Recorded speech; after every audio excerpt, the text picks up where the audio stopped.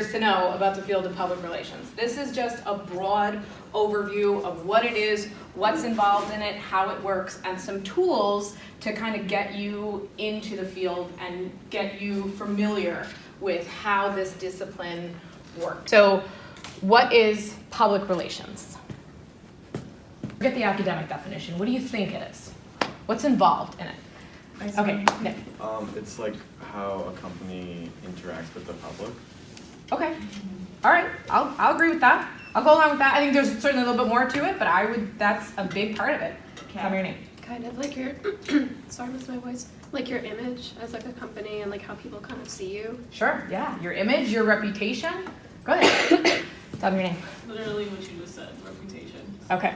Neoni. Okay. Okay. We're building on it. What else? Anybody else work in public relations or kind of? I'm Luke. The voice or the brand of the organization. Okay. Certainly. Yeah. How we kind of communicate with the public, how we communicate our voice, our brand. All right.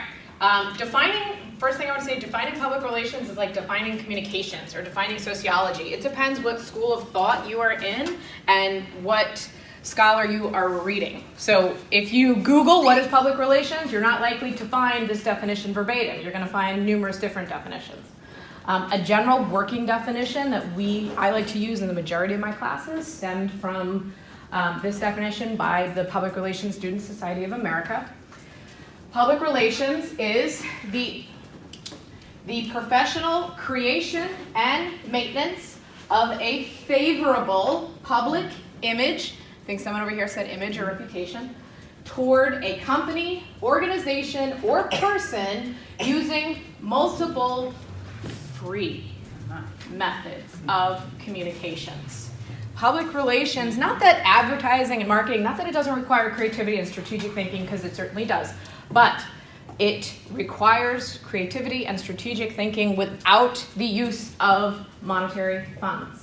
So we cannot pay for space. We have to find a way to get our brand, our image, our company, our organization into the media without saying, hey, listen, here's $250,000. Can you place an ad for me in your magazine? Or can I put up a billboard? Or can I boost a post on Facebook? Edward Bernays, who's arguably considered the father of public relations. Anyone know who Edward Bernays is or what he did? Okay, so Edward Bernays came about in the 1920s. He went back and forth with another scholar by the name of Walter Lippmann. Familiar with Walter Lippmann? He was the media scholar who argued the picture in our heads is often different than, or is often aligns with the picture in the media. Walter Lippmann and Edward Bernays argued that media can influence how we think, how we feel, and how we behave. And you have to know, as media creators or public relations professionals or anyone in communication, you have to know how to utilize that media in order to influence how we think, how we feel, and how we behave. Lippmann took more of a scholarly approach, while Bernays took more of a practical approach. He published a majority of books on the impact of media. Some of it went into good hands. We saw people like FDR and other prominent public figures use some of his works. On the contrary, his works did fall into some of the wrong hands, most notably Joseph Goebbels. Who was Joseph Goebbels? I'll give a clue. World War II, perhaps from another country. Like Nazi propaganda. Yes, he was Hitler's propaganda campaign executive. And Goebbels used Bernays' work and Bernays' writing on how to influence the mass media for their agenda. Bernays was the blood nephew to Sigmund Freud. Who's Freud? Yes, tell me your name. Catherine, Okay. the father of psychology. Arguably considered the father of psychology, right? And what's Freud's whole premise? The subconscious, right? The subconscious. If you can get into the subconscious, that you can then create a significant influence. So Bernays took his uncle's writings and his uncle's research, and he built a field that we now call public relations based on how the media impacts subconscious and the conscious as well. Some of his famous campaigns, if you look up, something like the Lucky Strike cigarette was a very famous campaign. It was a cigarette company that was dying in the 1920s, and he built it up by paying fashion designers in Paris to integrate the same colored dark green that was on the cigarette box into Paris fashion clothing lines. So people would associate that color green as being elegant and beautiful and glamorous, and in turn want to smoke the cigarettes that reflected that same attribute. Bernays believed that PR was about persuading people and integrating people with people, meaning getting people together. A lot about PR is about planning events, planning stunts, planning things that will gather people collectively in a room, in an auditorium, in an area. Bernays' one of his more famous quotes, he said, "You have to create news. Developing events and circumstances that are not routine is one of the most basic functions of public relations." So collectively speaking, PR is about presenting a favorable image, public image, getting people together and creating news that is not routine, that is not mundane, that we do not hear about all of the time. We as news creators in the public relations field have to create different stories. And that is a real But challenge. we're getting ahead of ourselves, so let's pull back a little bit. How is PR different than marketing? Right, you're well versed in marketing at this point. So judging on what we just talked about, so what are kind of some general differences between PR and marketing? There is some overlap. They're not two completely different fields that isolate themselves and separate, and function separately. Well, what's marketing? Luke has his hand Oh, up. I'm sorry, Luke. Marketing generally is trying to sell something, whereas PR does not necessarily have to do with selling. Okay, I'll go along with that. Sure, absolutely. Tell me your name again. I'm sorry, Michelle. Michelle. So I feel like going off of that, Yeah. PR is more focused on rebranding and kind of establishing an image. Okay. And selling an image more so than a product. Okay. Like that's certainly part of it. Absolutely. Tell me your name. Victoria. Victoria. You have to put in a lot of money towards marketing, like ads and print stuff. Yes. In public relations, we don't do that. All right. Public relations is in this column clearly, and marketing is in this column. So some of sort of the overall categories that are different are the activities. PR, the activities are focused on reputation management, generating positive media coverage or stakeholder communication. What's a stakeholder? Well, it's trying Buyers. the buyer, so your Yeah. consumer, so you can, public relations can be direct. yes. Absolutely. What else? Who else would you consider when you do this in funding? If you've taken funding, who's a stakeholder? Donors. Donors. Sure. Especially for nonprofit. Could your colleagues, like you're running a venue, a live venue, a coffee shop, art gallery, could the other one down the street that's doing the same thing, could that be a stakeholder, somebody you want to think well of you? I think so. Competitors, government publics, community publics, organizational publics, church or secular publics. Activities and marketing. Marketing generally covers promotional, direct marketing, and advertising, which seeks to return direct sales. When we focus on marketing, we are honing in on current and potential customers. There's different terminology. What do you call your audience demographics, your buyer personas here? Instead of customers, you think? Yeah. We generally use the word audience. Okay, audience. All right, so if you take- Or market, we also use. Okay, so if you take social media with me, we call them buyer personas. Okay. The term's a little bit interchangeable. Audience for public relations, technically it's really anybody interested who has a interest in the organization. The goal in PR is a positive reputation, while the goal, on the contrary, in marketing is direct revenue. It's much easier to measure the success or lack thereof in the marketing field than it is in the public relations field. Channels, how we communicate, right? The channel is how we get a message across. Right now, this is a channel. We're speaking face to face. If I were on Skype, talking to you guys through Skype, that's the channel. My message doesn't change, but the way I'm getting that message across does. Channels in marketing can include paid channels, whether it's billboards, whether it's boosting posts. We do not pay for space in public relations. We have to do what is called earned media. Earned media. Okay, oftentimes some people tend to think that PR and advertising is the same thing. It's not. Again, there is some overlap, but what are some of the differences between PR and advertising? Yes, tell me your name. Dawson. Dustin. You have to pay money to do that? Absolutely. You have to pay for that, right? You can't just place an ad in Cosmopolitan magazine, or you can't just put an ad on the Super Bowl and it's free. You have to pay for that. That's paid space. And then again, the goals, right, like she said before. Correct. Correct. So in advertising, it is paid space. In public relations, it is free because we are earning that media. We have to convince the media publics to print or shoot or film or write a story about our company, our client, our organization. We have to convince them that we're worthy to be in their media outlets. In advertising, I don't have to convince anybody. I just write a check and that's it. And they're gonna publish what I ask them to publish because I'm paying for it. In advertising, I have complete control over what's said. If I'm gonna write a print ad, I'm gonna design that print ad, I'm gonna write that print ad, I'm gonna put the colors of that print ad.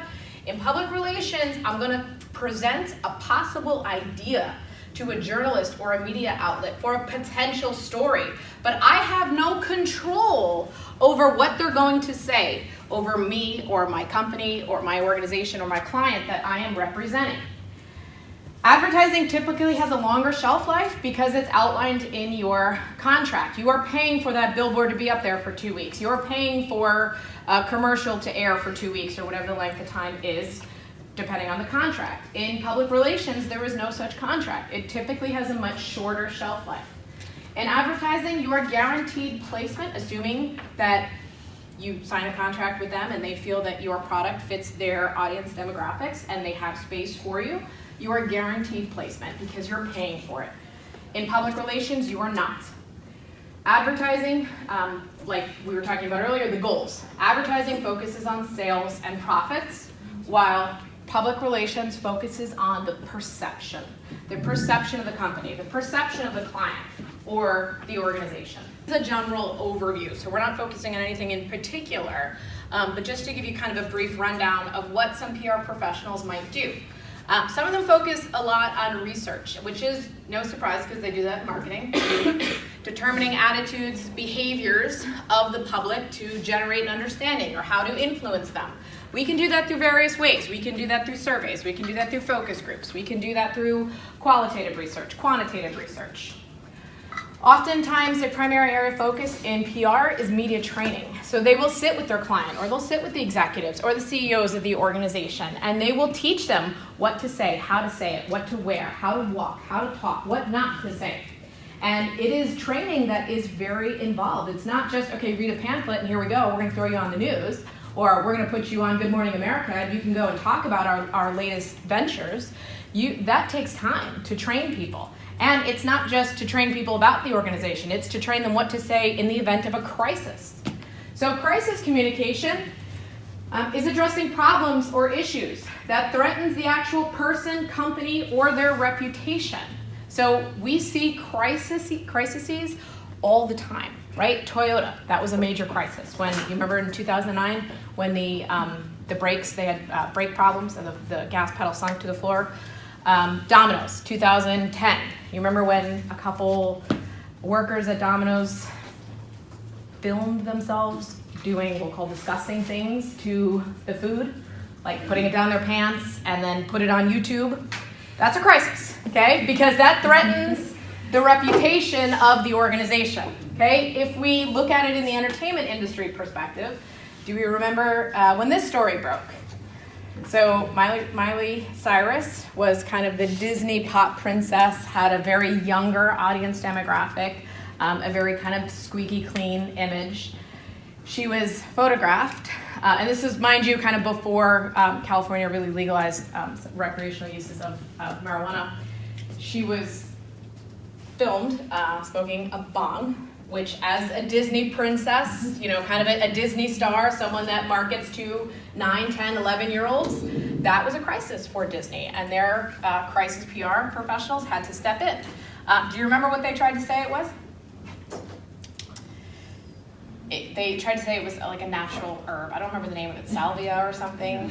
Yeah, that it wasn't marijuana. Don't panic, it's not marijuana, it's just salvia. Which was supposed to be kind of a legal over-the-counter healthy herb. People didn't buy it, and that, it actually, the sales, the Hannah Montana sales that she was doing at the time plummeted. So it can have, crises can have a huge effect. Toyota plummeted. Domino's stock plummeted.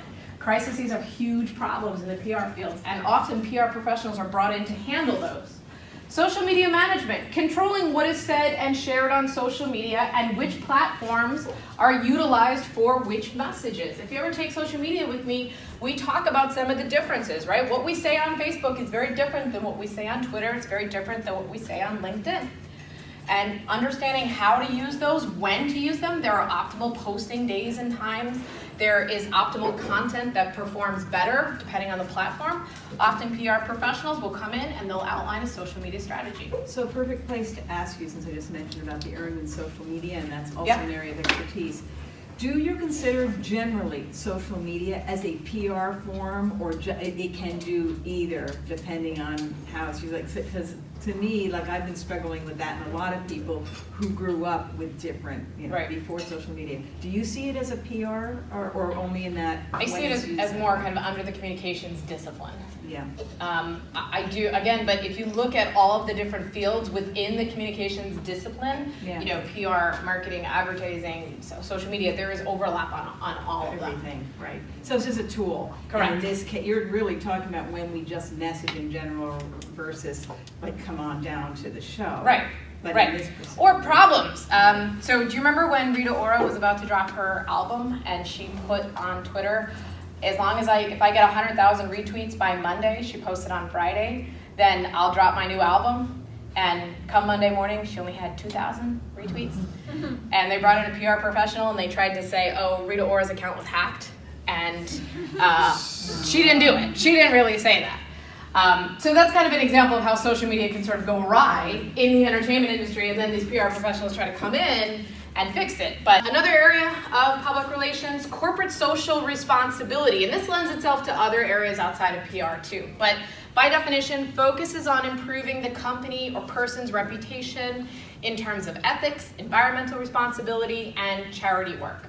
So a lot of times we see celebrities getting involved in different environmental causes, different causes for charity. For instance, Alicia Keys and her AIDS initiative, Leonardo DiCaprio, and climate change.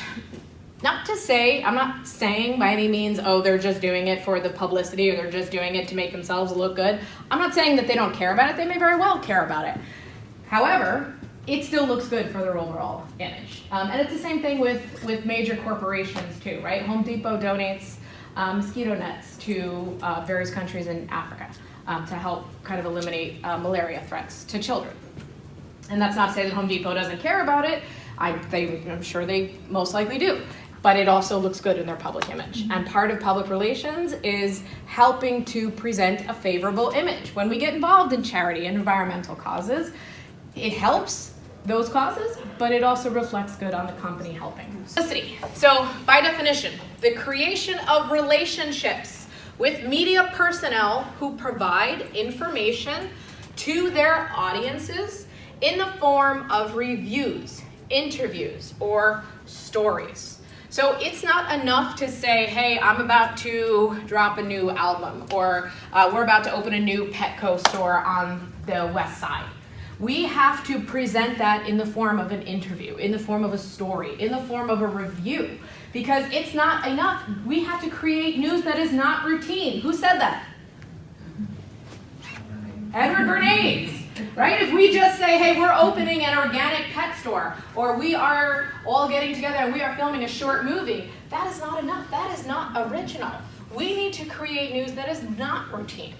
So how do we do that? We can do that through some of these different tactics. We can do it through events, through stunts, promotional tactics, and even brand counseling. So let's take a look at the first. Events are planned events that allows you to showcase your client to or company to the public. It typically requires attendance. Any Gilmore Girls fans here? Okay. All right. On a side note, I'm not. But I did like what they did for their PR event. So you remember when they remade Gilmore Girls on Netflix? They transformed 200 small coffee shops throughout the nation, and they transformed them to look like Luke's Diner. Now, if you're not familiar with the show, Luke's Diner was, so pivotal to the plot. It was kind of like Central Perk, what Central Perk is to Friends. Any Friends fans here? Okay, I'm with you. I'm more Friends than Gilmore Girls. You know how Central Perk was kind of pivotal to the plot? It was the same thing. Luke's Diner was pivotal to the whole plot in the show. So Netflix rented 200 coffee shops for one day and transformed it into Luke's Diner. They had Luke's signs, which was another big visual element in the show. Luke's aprons, Luke's backwards caps, Luke's coffee cups. They had they put Gilmore Girls quotes all over the coffee shops. And this was a nationwide event. And this is one shot from people lining up around the block to kind of bring to life this Luke's Diner. I think PR stunts. So PR stunts attract media and the public's attention. They are usually limited to a few days, if not less. And contrary to events, they don't require attendance. So something like the Netflix Luke's Diner, you have to actually go in there and kind of attend that. This is different. You're just in a large public area, and there is some large visual element. So this is an example. In England, PR professionals tried to promote the launch of a new show set in the Arctic called Fortitude, and they released a large 8-foot mechanical polar bear in London's subway system. And that's a picture of that bear just set loose. It was mechanical, it was fake. There was a guy walking around with the robotic mechanism, so nobody kind of panicked. But it created news, right? It was on the 6 o'clock news. It was on, people were Snapchatting it. Or not Snapchat at this point, it was a little bit before Snapchat. People were Instagramming it. It was covered in local news, it was covered in national news, it was talked about in industry websites, industry blogs, even some major movie and TV show consumer publications. And it was a very, very popular stunt. Like you talked about the media, right. Mean Girls selling hot dogs, right? Snapple one time built a giant 60-foot ice pop, but they did it in the wrong season, and they put it up in summer, and it wasn't an ice pop. After about an hour, it was just a puddle of goo in Times Square. So sometimes events are successful, and then other times, like in the case of Snapple, they're not. It's really interesting because we're in the world of arts and entertainment, and there's a lot of creative people, and it always surprises me that we don't use our own talents in planning events to do more of this stuff. But it does require all the same, strategic thinking on how to do this well. And contingency plans, right? I find that hard to believe that nobody thought this 60-foot ice pop wasn't going to melt in August.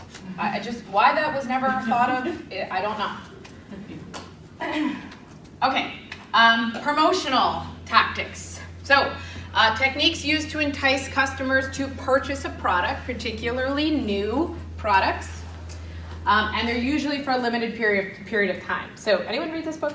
Reese Witherspoon's latest book? I haven't either. I was really just wondering, just trying to take a general consensus either. But she wrote a book called Whiskey in a Teacup, which, from what I've read, is about kind of her life growing up in the South, her personal preferences. She is on a book tour, and she does speaking engagements where you can actually attend to hear her speak. You can purchase tickets to it, and she will give you a signed copy of her book. There is a meet and greet where you can actually meet her face-to-face for a couple minutes. She'll sign your book. She also is offering tote bags with kind of some of her favorite beauty and cosmetic products. This doesn't just lend itself to the entertainment industry. We see promotional tactics all the time. Uber, for instance, put a free ice cream cone the first day that Uber launched in 2012. If you lived in 12 major cities, Uber, if you downloaded the app on that particular day, they would bring you a free ice cream cone to your door. It was a way to get people to download the Uber app. We had never really heard of that, right? For the most part, we were calling taxis or hailing them in the city. We didn't know of really how to download apps, and that was sort of the promotional tactic to do it. Another example, KFC in Hong Kong, they... they have good ads, he showed an ad from them. Oh, you did? Yeah. Okay. Was it the promotion, how they made flavored nail polish? No. So KFC in Hong Kong made flavored nail polish, hot and spicy, chicken barbecue, and it was a play off of the slogan, finger looking good. Now, I guess in theory, it's an interesting idea, but when you think about kind of how you would taste that, you know, you're biting your nails, you're eating edible nail polish, they spent hundreds of thousands of dollars to create edible nail polish that was flavored, and it just went completely awry. So, are you familiar with Grumpy Cat? Yes. All right. I know how I feel about cats. I love this. Okay, so brand counseling helps to develop, implement, and maintain a continuous and appropriate brand and brand identity for a client or company. So this cat belonged to an owner named Tabitha Bunsen. She, if you're not familiar with Grumpy Cat, it's just a regular cat who has a condition known as feline dwarfism, where his facial muscles just don't function correctly, and instead of kind of having a straight face, he's a little bit droopy in the face. And as a result, it looks like he's kind of grumpy. So she was just posting pictures on Instagram, hey, check out my cat. A publicist, Ben Lashes, saw the pictures, got in touch with Bunsen, and started a brand counseling project with her. This cat now owns his own Frisky line. He has his own clothing line. He has his own cat toy line, and he is now making movies called Grumpy Cat's Worst Christmas Ever. Guess how much this cat is worth? $1 million. 20 million. $1 billion? $50 million is his average net worth. And that's not even the cat, that goes to Tabitha. So it's actually the owner who's getting it. Let's talk about how kind of PR, like I said, PR, we could never cover everything about PR in one day. I can't cover it in a whole semester, so we're kind of, giving an overview here. So let's talk about how it functions in the entertainment industry. Technically, the general function of PR, entertainment professionals locate and communicate with audiences to motivate the largest possible number of people to commit money, time, and attention to an intangible experience. If I am Ann Taylor and I am selling a shirt, that's a tangible experience, right? That is something you're going to take home and buy. In the entertainment industry, you don't take it home. I mean, unless you're buying a DVD or you're buying a song or whatever, but it goes beyond that, right? We're buying this experience, this enjoyment of music, this enjoyment of films. That's much harder to sell than a pen. Or PR in the entertainment industry follows a cycle. Whether it's TV, whether it's music, whether it's sports, whether it's film, it all follows a 4-stage cycle. And the 4-stage cycle being, it begins with when we start to develop the production or the song or the show. Once the production or the song or the movie goes into, or once the script goes into production, once we start making that song, recording the song, shooting the film, the premiere, when it first comes out to audiences, and the post-premiere. So, depending on the area that we're looking at, or the specific medium, whether it's film, whether it's TV, there is a little bit of change. So I can't cover everything because I don't have the time. So we're just going to look at the PR cycle of television, how it goes within the 4 stages. Now, it's similar to how we move through films and sports and songs, but we just don't have the time to cover all 4 of them. So we're just going to look at the PR cycle of TV. All right, in the development phase, which is the first phase, we have a target audience. Your target audience in this phase is industry professionals and dedicated industry followers. You're not talking to mass audiences here. You're not talking to fans. You're talking to people that are interested in the industry. Your goal is to convince these industry followers that this new show is the next big thing. So how do we do that? We do that with interviews. We do that with reviews. We do that with stories, utilizing press contacts that lend themselves to industry magazines, something like Adweek or Hollywood Reporter. Hometown press. Now the fact that they're remaking Gilmore Girls is certainly not going to make front page on the New York Times, but it might make the business and arts section in the New York Times or the Los Angeles Times. Another press contact, so when we work in PR, we aim for different press contacts, and your contacts are gonna shift depending on what phase you are in. In this first phase, you were just aiming at industry publications, something like Entertainment Industry Podcast, The Business, with Kim Masters. I'm sure some of you who are performers are very familiar with these different publications. When we look at production being the second part of the cycle, okay, again, I'm abbreviating in the interest of time. Your target audience is potential audiences for the show. So people that are going to potentially watch that show. Your goal is to create incentive to watch the show. That's very different than who we were talking to in development. In development, we were talking to people who worked in the industry or had a general interest in the industry. Here, we're broadening our audiences and we're expanding our goals. Okay, we will do that through press contacts and through different outlets. Social media, we might use photos, teasers, countdowns, radio, National Public Radio, Ryan Seacrest Top 40, Terry Gross, Fresh Air. This is just a general list of who we would try to generate press contacts from. Influential online sites, Huffington Post, Perez Hilton, TMZ, even consumer press, US Weekly, Entertainment Weekly, USA Today, what we call long lead magazines, Cosmo, GQ, Vanity Fair, and broadcast media, morning, late night shows. So it's not potential audiences, it's not industry consumers, it is people watching the show. Your goal is to keep them watching the show.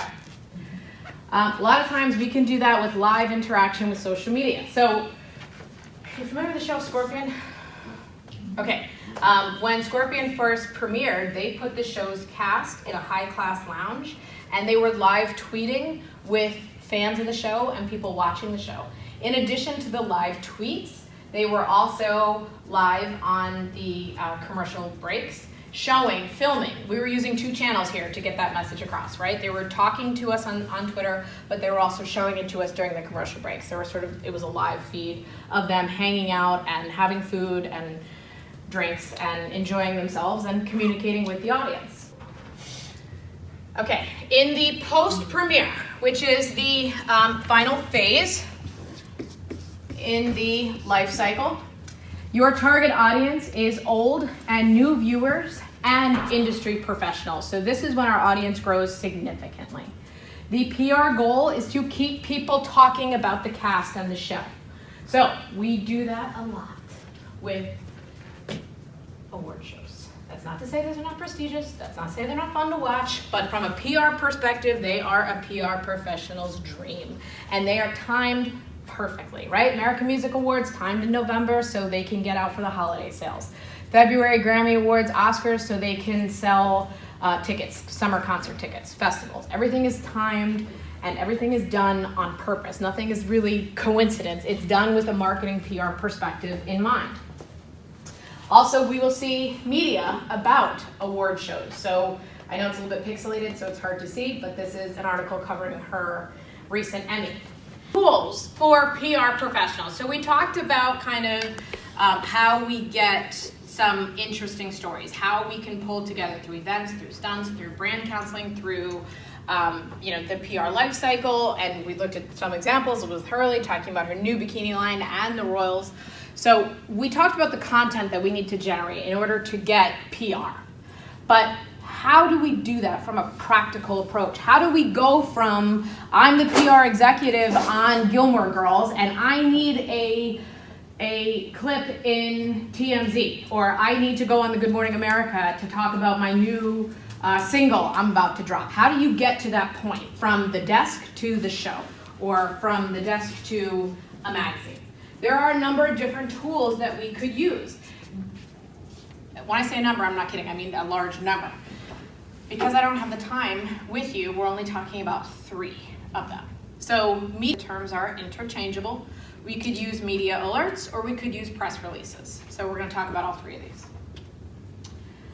Okay, a media kit. Nobody here took strategic message design with me, right? Okay, so if you take that class with me, one of the requirements I make you do is a media kit because they are very important to communicating with your audience and with the media who you are. Media kits provide a package of visually appealing information about a company that is directed towards the media, hence the term media, but it lends itself to anyone really interested in the organization, even advertisers. If you Google Cosmopolitan Media Kit, it'll come up, right? It's not just, oh, you have to have a media email, at goodmorningamerica.com or whatever, or Gmail, that belongs to a certain media outlet. Anybody could really utilize them, but the intention is really for the media.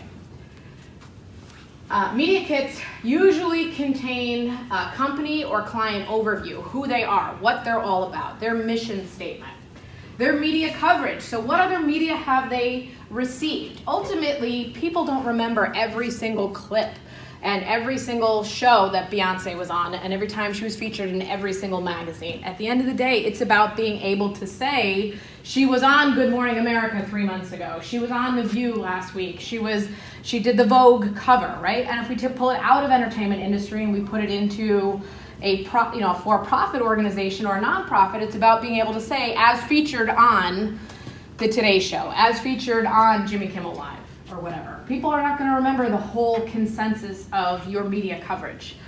Your media kit kind of gives a little bit of information into what it was covered, where it was covered. It can be very persuasive if you're trying to get new press to be able to say, well, look, these guys cover Correct. me, and somebody, it's like your credibility Correct. with media involved, right? In a visual form. So you're not writing an email saying, I was featured on the Today Show, and I was featured on Vogue, and I was featured in this and that. It's, a lot of times people will just sort of put a small testimonial, or just put the logo on it.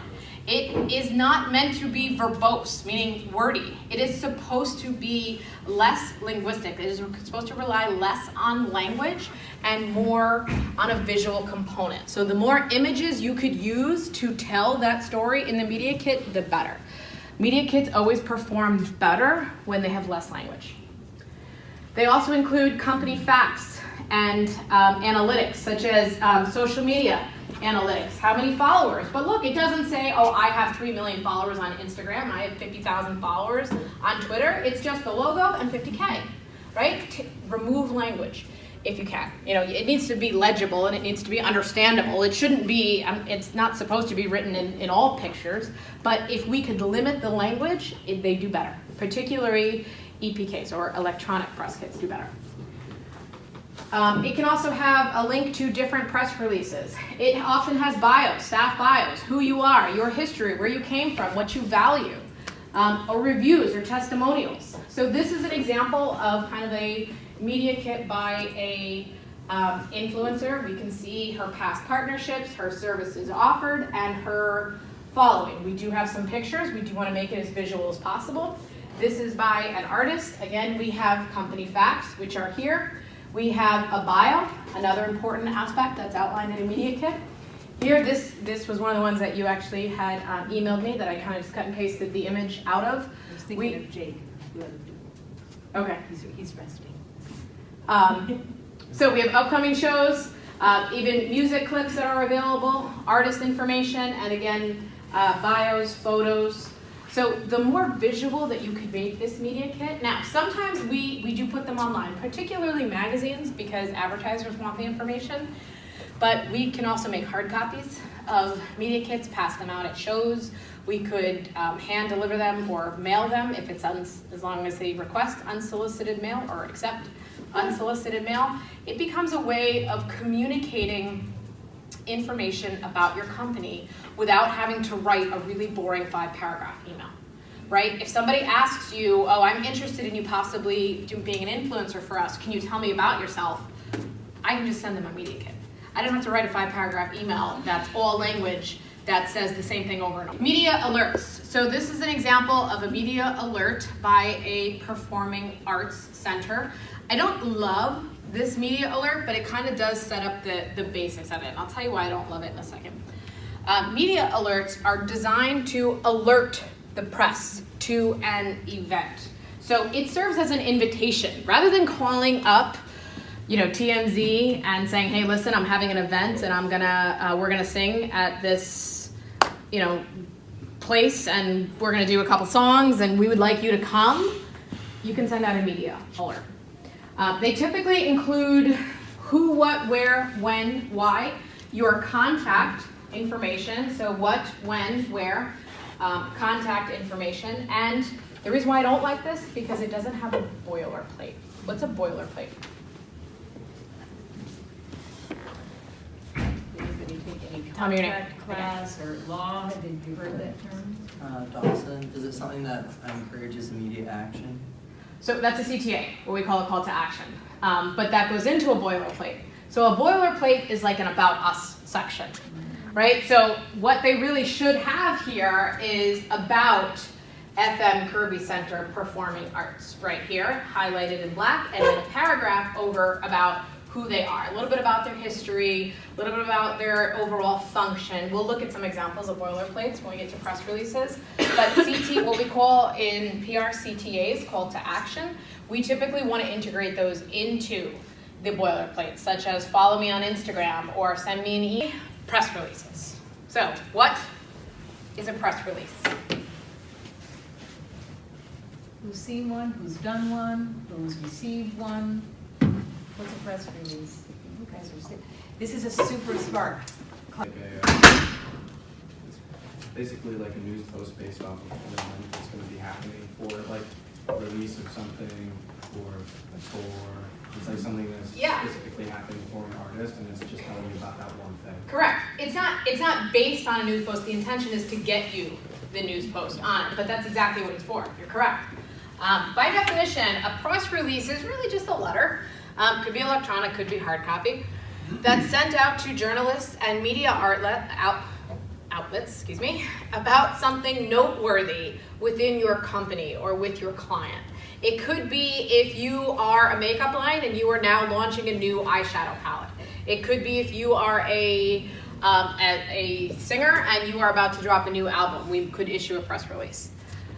It could be if there are executive employee changes. We see these a lot with some of the bigger record companies like RCA and Warner Music Group. They release press releases all the time on executive employee changes. They don't typically issue press releases for interns and entry levels, but if a new director is coming in, a new CEO is coming in, they'll send out a press release. Any major changes that are going on, any major happenings that are occurring, any events, any stunts that we talked about, they'll issue press releases for that. The thing about a press release, it's not an advertisement. It's not an obligation. A media outlet is not obligated to use it. Just because you send them a press release, it doesn't mean you're going to get press coverage. Really, in its polite state, all it is a polite suggestion for what you could possibly write about. The single most often error when I get the draft releases you'll do. Sort of this turquoise, overall is in kind of this navy, and non-US is in blue. Look at some of the findings here. I rely heavily on them. Where are we? Overall, 3%. Only 3% of journalists rely heavily on press releases to obtain potential content for their stories. That means the majority of journalists are not using press releases continuously to get content for their stories. That doesn't mean they're not valuable, because they're still a valuable tool. And if you're going to be in PR, you're going to be in the communications field, you have to understand how to use them, how to write them, and when to use them. Just because they are losing a little bit of steam, it doesn't mean that they're a neglected tool. They're just not as highly valued. A press release. I did embed a couple examples of press releases from Sony, but just to kind of give you a vague outline here. Press releases can vary depending on the organization writing them, but sort of a general outline here. We usually have your logo that comes here, your what we call release date, which we'll talk about in a second, contact information. There's an ongoing debate over where the contact information should be located. Some put it up top, some put it on the bottom. Really doesn't make a difference. Your headline, your what we call the deck, and we're gonna break down each of these pieces. I'm just kind of giving you a general outline of what it looks like. Your date line, which is this, your lead paragraph, release date. So when you want the release to get published, there's two ways that you can write this. You can write for immediate release. If I just flip back here for 1 second, you see for immediate release here. In this example, this is a press release by a film festival in Richmond, Virginia. and they have put for immediate release. It's kind of small, but it's listed right here. Essentially, it's saying this can go out whenever your next publication is out. So if I'm writing to the Chattanooga Times, the next time that they print their paper or their magazine, they can then put this information in there if they so desire. Or embargoed for release means hold the release until the date and the time. Typically, we see more for immediate release, but if there's some reason that you want to hold the release, like if you were going to throw an event that's 3 weeks away, you might send out a press release just to kind of give them a heads up, but put embargoed for release, right? And it says it can't be published, and basically it can't be published until this time. Do people use that sometimes because they have a favored partnership with, Yes. like the New York Times, and Correct. because of that partnership, the Times gets the 3-day lead Correct. and everybody else? Okay. Correct. That would be Yep. that reason too. So really when you work in PR, a big part of what you're doing is building press contacts. And as you get into the field and you work more and more years, you will get to know journalists, you will get to know media outlets, you will get to know talent coordinators, and written. So this is a terrible example of a dateline, but this is a better example of a dateline. So where, your city, state, when it was written.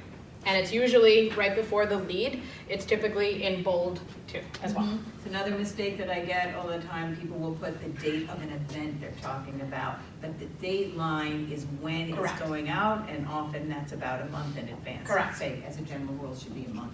A lot of times people think the release date and the dateline are the same thing. They're not. Remember, your release date is for immediate release or for embargoed release. It's telling the journalist when to release the information. And your dateline is telling the journalist, this is the day I'm writing. Because they're filtering through hundreds, if not thousands, of press releases a day. They need a date on it. That's the point of the dateline. Okay, headlines. So headlines are arguably your most important component in any press release. It's sort of like the headline to a magazine or a newspaper article. It's really the first thing that a journalist is going to read and decide whether or not they're going to continue reading. Remember, they are filtered through hundreds, if not thousands, of press releases on a daily or weekly basis. You need to create that incentive to continue reading and that intrigue to continue reading in one sentence. If you can't do that with one sentence, more often than not, that's just going to get flipped to the end of the pile. When we create headlines, we want to create what is called a so what factor, right? We are using the active voice. The headline is going to provide a key message as to what the press release is all about, while integrating this so what factor, this why should we care? Why should I, as the journalist for the Wall Street Times or the Los Angeles Times or Cosmopolitan, why should I care about your release? You need to tell me why in the headline. Or decks are what kind of additional subheadings, if you will, and they're typically italicized. If your headline doesn't address the so what factor, the deck needs to. Because if there's no so what factor in there, it's going to get flipped to the end of the pile, more often than not. So these are actual examples of headlines that I took from Sony and Disney, the movie studios. So let's talk about it briefly, okay? Sony announces artist lineup and schedule at something in the water. What are your thoughts on this as a press release headline? If I'm reading this, Right. next, I have no idea what that is. Okay, the other problem I have with this, don't ever say announces in a press release. It's like going on a website and there being a flashing light that says this is a website, right? It's obvious. We know that you're announcing something. It's a press release. It's kind of insulting to the reader. We understand. It's very long. It's a little bit long, yep. So we do want to kind of not make headlines as verbose. It's a little bit better. It's getting better, right? We're kind of addressing that so what factor. There needs to be a little bit more push. Like I would put an italicized deck, and what does that do, right? The Make-A-Wish, they help, they grant wishes to terminally ill children. We want to, if you could use numbers in a press release headline, that's fantastic, right? Not just 90 years, but how many kids have been affected? What has this really done for children? How is Disney involved in this? If you could put that in the deck, that's going to strengthen this. Okay, Sony Electronics unveils pricing and availability for new audio and video products. Thoughts? Good, bad, better, the best, the worst? Jack? It's a little wordy, I think. Okay, I like the fact that they don't use announces. So good for them. What's missing here? I feel like it's really vague and it's really, like, that's what Sony Electronics does in general. I'm yawning before Yes. we get to the end. So what? Right? It's like you're taking English class. When you write a thesis statement, you have to address who, why, and so what. It's the same thing when you write a headline for press release. So what? So therefore, it's better. It's the best audio equipment that we've ever seen. It's the most affordable for college students. Right. It's what is the overall point here? All press releases have to address that so what factor. Quite frankly, this one comes the closest, but still doesn't hit the nail completely on the head. Okay, leads. So your lead writing class, your leads are the first couple sentences in your magazine article or your newspaper article. Leads, it's the same thing in press releases. It's your first couple sentences. Leads really need to address at least 3 of the 5 W's, if not all 5. And it also has to provide a reason to care. So are you familiar with Production Hub? Some of you who are kind of maybe into the behind the scenes aspect of film and TV. It's a global network of local crew and vendors that serves film and video production industries. So you can kind of rent video equipment from them if you're making a short film. So this is an example of a lead from Production Hub that's announcing a new awards ceremony. So Production Hub, the global network of local freelancers, crew, and vendors, announces its selection of the 2019 Awards of Excellence from the NAB, National Association of Broadcasters show. More than 6 million people rely on Production Hub each year as a go-to resource in the production industry. The Awards of Excellence recognizes standouts in technological innovation and practice from the NAB show floor, the anchor event of the industry. Recipients of this award blaze the path of technological advancement, demonstrating excellence every step of the way. Is there at least 3 W's addressed in there? Do we know what this release is about? We do. Do we know the intention of it? Why these award shows are going on? Yeah. Recognizes standouts in technological innovation and practice. It doesn't address all 5. I don't know when. I don't know where, but it addresses at least 3 of the 5 W's. So it's much stronger. Also provides a reason for us to care. Recipients of this award blaze the path of technological advancement, demonstrating excellence every step of the way, right? Highlighting that these are talented people that are attending this show, and these award winners can often go on to be successful in the field, particularly as it relates to the technological aspect. This is your lead. What's happening, when it's happening, why it's happening, who is in charge, and where it's happening, right? Remember I said in the lead we addressed the 5 W's. So this is the bulk of the content you want to come in first. Then we have secondary details. Oftentimes in press releases, there are quotes. Don't ever put a quote in the lead, ever. Second, third paragraph, always. They're considered secondary details. We're going to look at how to construct a quote for these press releases in a second. Other details in descending order. Finally, additional information. Your boilerplate copy goes here. Any times, dates for the events, if applicable, and contact information. Again, there's an ongoing debate. Some say contact information up top, or you can put it in the bottom. Right, and I often say, In a press release. So as we talked about before, that goes in the second paragraph or the third paragraph. Don't ever put a quote in the lead. When you are writing them, you want to focus on industry buzzwords. You want to be conversational in the quote, and you want to start off with content, not feelings. So are you familiar with Jessica Alba? Okay, Jessica Alba, she starred in some of the movies. She was much bigger in the 2000s, sort of branched off and created kind of a baby line, and now is creating a line called Honest Beauty, which is sort of a skincare line. So these are fictional quotes, but I just want to kind of show you how to utilize them. So a very boring quote. Jessica Alba and all of us here at Honest Beauty are so excited about this new skincare line. What's missing from this quote of those 3 bullet points up top? What's missing? Tell me your name again. I'm Michelle. Michelle. And what's missing is how it applies to consumers. Okay, yep, how it applies to consumers. What else is missing from this seemingly boring quote? What are they excited about? Yeah. Okay, there's no industry buzzwords. There's no intrigue. It tells me how you feel, not what the product does. Ultimately, people don't care how executives and directors care about or feel about their company. They care how your product can solve their problems. And we want to create quotes that lend themselves to that area. So a better quote, again, these are fictional quotes, I'm just kind of doing examples here. Jessica's new anti-aging skincare line is fresh, innovative, and entirely eco-friendly. We are so excited about this. Are there industry buzzwords in there that lend themselves to the beauty line, to the beauty industry? Where are they? Fresh, innovative, and eco-friendly. Yes. Does it start off with feelings or content? Content. It's more what the product is rather than how they feel about it. People don't care how directors and executives feel about products. They care how your products solve their problems. And we need quotes that speak to that desire. Okay. Boilerplate is the last paragraph in your press release. It's kind of an About Us section.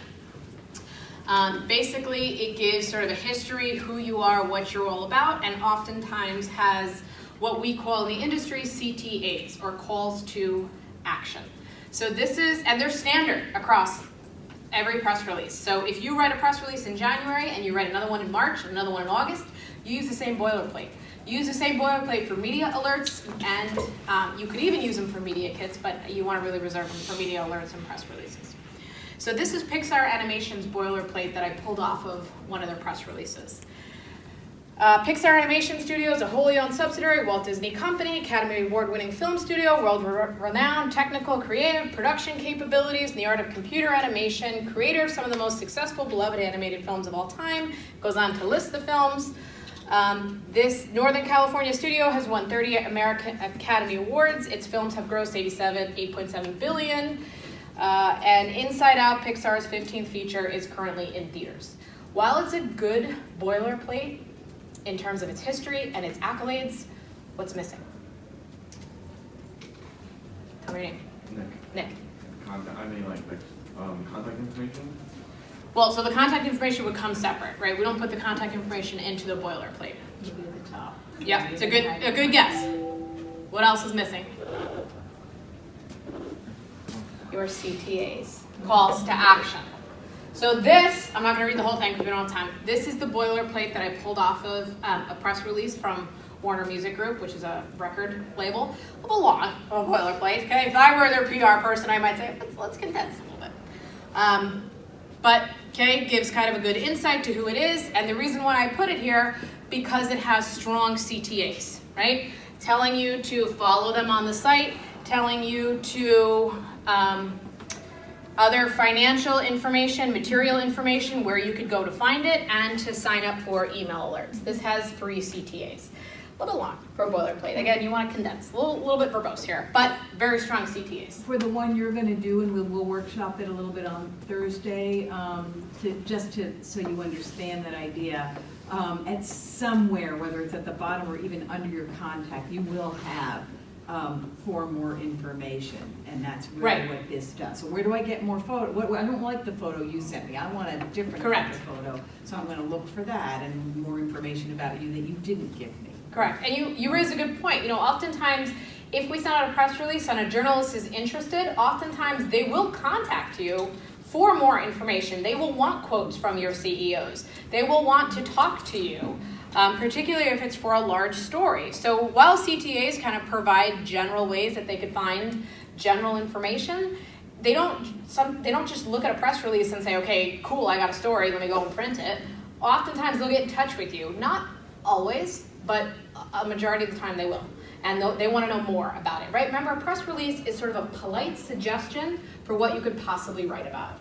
Ideally, if they're going to cover you in a long story or a long interview, they're going to want to talk to you. And that's the point of the additional, for additional information, the contact information that you put on there.